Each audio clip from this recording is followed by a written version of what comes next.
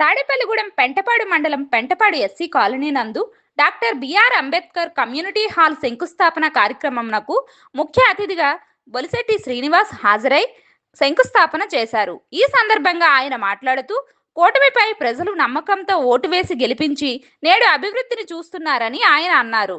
కూటమి నాయకులు ఐకమత్యంగా గ్రామాల అభివృద్ధికి కృషి చేయాలని ఆయన కోరారు.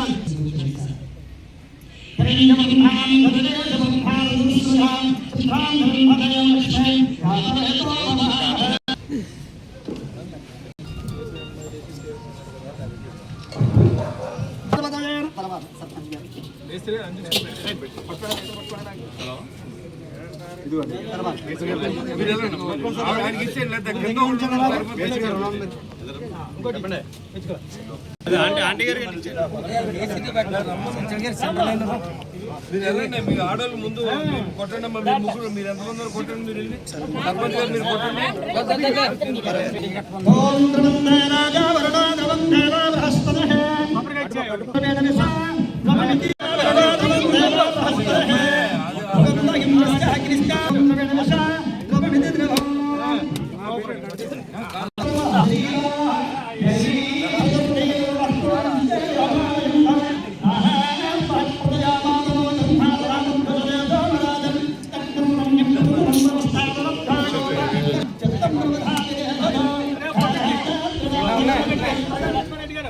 చేతులు వద్దు.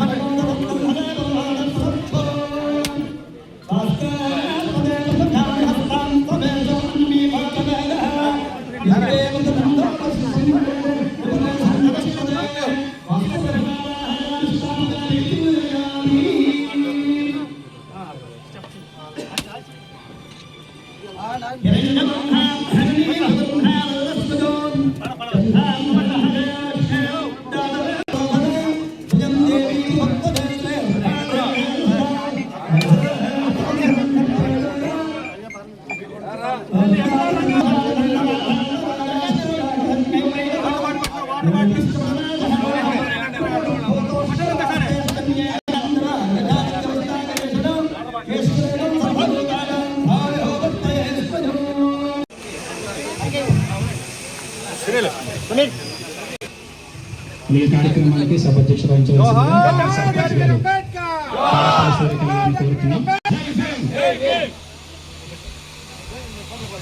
గారికి అవకాశం ఇస్తున్నాం.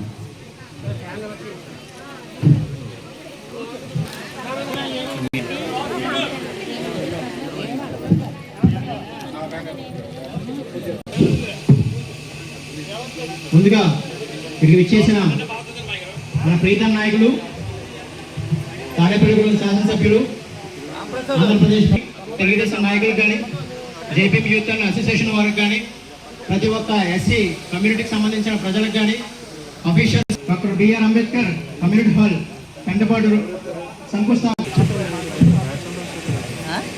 గజపతి వచ్చాడు, గజపతి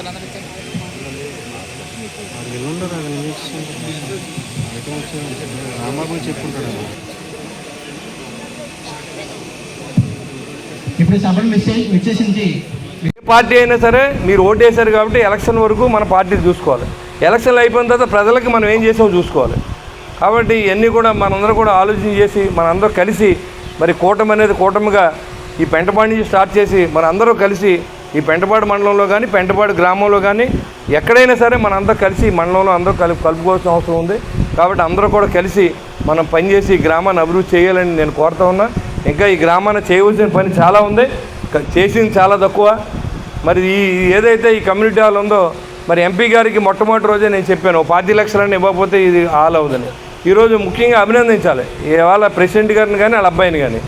వాళ్ళ కుటుంబం నుంచి 10 లక్షలు ఇస్తే 15 లక్షలు ఆయనే బాధ్యత తీసుకుని డాక్టర్ గారు సన్మానం చేయాలి. ఈ విధంగా 15 లక్షలు తెచ్చినందుకు వారి కుటుంబానికి మీరందరూ కూడా గౌరవించాలి. ఇవాళ మీరు ఏం చేయక్కర్లే, ఆల్రెడీ ఓటేశారు, గెలిపించారు, సర్పంచ్ అయింది ఆవిడ చేయవలసినంత వరకు ఆ కుటుంబం తరఫున అంతా మనం పనిచేశారు.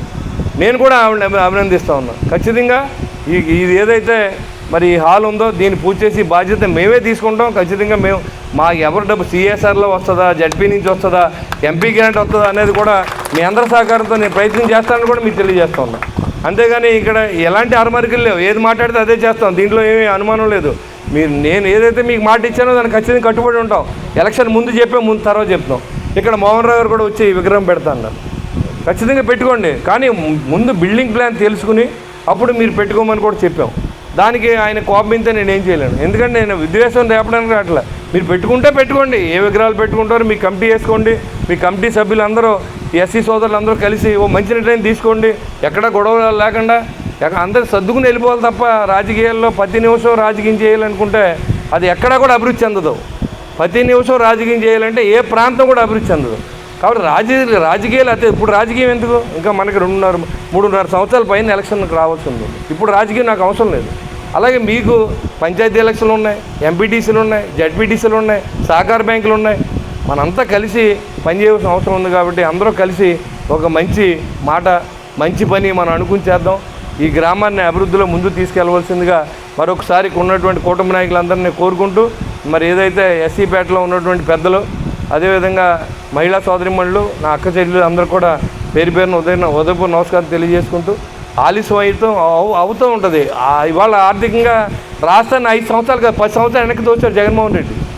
10 సంవత్సరాలు ఎక్కడ కూడా ఏ నిధులు లేవు, రూపాయి లేదు. ఎక్కడ చూసినా అన్నీ వాడితే CFMS అని ఖాతా పెట్టారు, మొత్తం అంతా అక్కడికి వెళ్ళిపోయింది. అక్కడి నుంచి ఆయన బట్టలు నొక్కుతూ ఇక అకౌంట్లోకి వెళ్ళిపోతాం. ఆయన బట్టలను ఆయన నొక్కుంటా ఈ బట్టలను మోజులో పడి మొత్తం అందరినీ జనాన్ని మబ్బులో పెట్టి మొత్తం ఈ రాష్ట్రాన్ని కుదేలు చేసిన సందర్భం మీకు తెలియజేస్తూ ఉన్నా. ఎందుకు చేయలేదు? SC/ST సప్లైలో డబ్బులు ఎందుకు ఖర్చు పెట్టలేదు? అంబేద్కర్ విదేశీ విద్య ఎందుకు ఇచ్చేసాడు? అది కూడా మనం అడగాలి.